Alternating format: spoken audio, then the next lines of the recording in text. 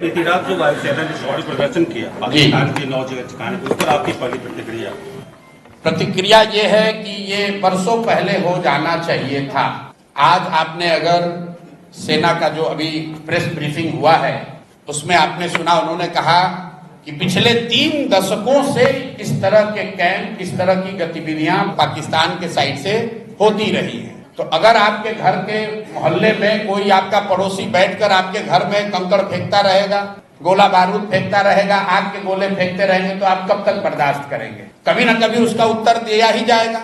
और आज अगर ये उत्तर दिया जा रहा है तो पूरा देश उसके साथ खड़ा है।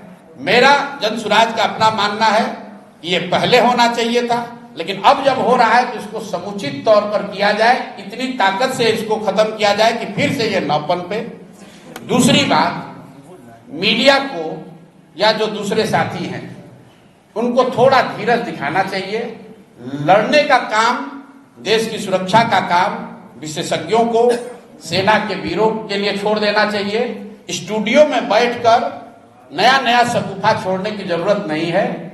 अगर आप मैच्योर्ड कंट्री हैं, एक गंभीर व्यक्ति हैं, एक बड़े राष्ट्र के नागरिक हैं, देश से प्यार करते हैं, तो सेना को अपना काम करने दीजिए, विशेषज्ञों को इसकी व्यवस्था करने दीजिए।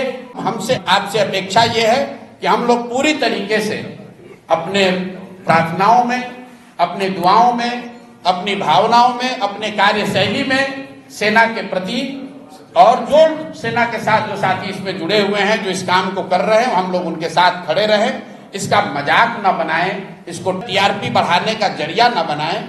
ये गंभीर मामला है। और हम लोग अंतिम बात इसमें ये कहना चाहते हैं कि जनसुराज परिवार की ओर से हम लोग इस बात के लिए प्रार्थना करते हैं कि कोई भी भारतीय नागरिक, कोई भी जवान उस हताहत न हो, भगवान न करे किसी के साथ कोई दुर्घटना न हो। आपके हमारे लिए ये कहना बहुत आसान है कि फलाना आदमी, इतने लोग शहीद हो गए। आपके लिए वो कहानी हो सकती है, किसी के लिए वो परिवार है, किसी के लिए वो जिंदगी है। तो हम लोग ये प्रार्थना करते हैं कि ये जो भी कार्रवाई चल रही है, इसमें भारत के लोगों का, जो साथी, जो यहाँ के वीर पुत्र, जो लोग लड़ रहे हैं या जिनको जो जिम्मेवारी दी गई है, जो जिम्मेवारी निभा रहे हैं, उनमें से कोई हताहत न हो, उनके साथ दुर्घटना न हो। बाकी जो कुछ भी जिम्मेवारी नागरिक होने के नाते हम लोग पर होगी, जो सरकार और सदन तय करेगी, हम लोग सब उसमें साथ खड़े रहेंगे। इसी सवाल को आगे बढ़ाते हुए विपक्षी पार्टियां वो दिन गिनती कर रही हैं कि 13 दिन हो गए, 14 दिन हो गए, सरकार अटैक क्यों नहीं कर रही है? क्या किसी देश पर अटैक कर देना इतना आसान है?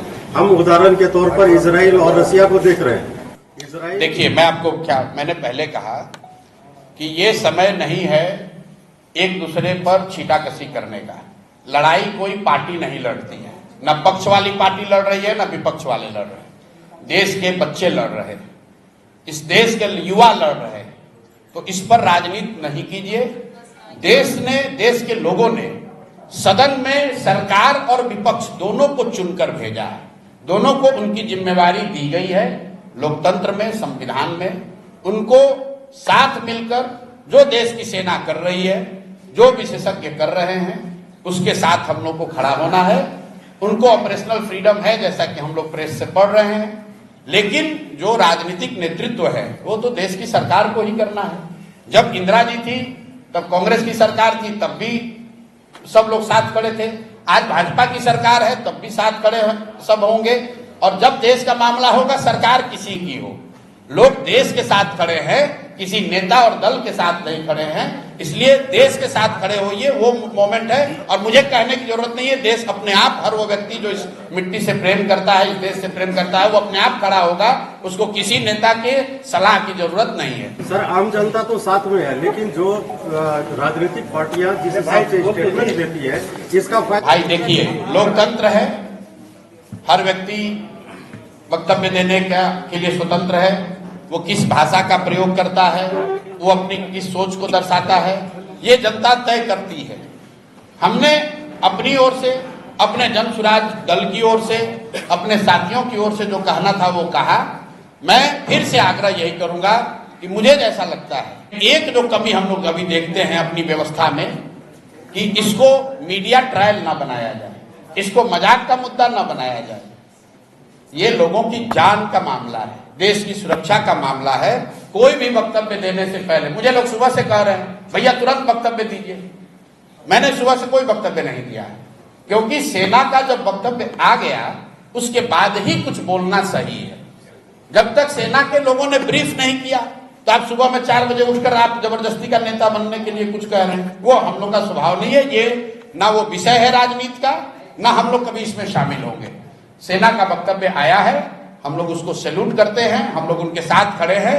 ना हम में वो योग्यता है कि मैं सेना को बताऊं कि उनको क्या करना चाहिए, और ना मेरा वो काम है। हम लोग का काम यह है कि जो विशेषज्ञ कर रहे हैं, जो देश की संसद तय कर रही है, जो देश की सेना कर रही है, हम लोग उसके साथ तन मन धन से हर तरीके से खड़े हैं। जो नागरिक होने के नाते हम लोग पर जिम्मेवारी आएगी, हम लोग उसको ईमानदारी से पूरा करने की कोशिश करेंगे।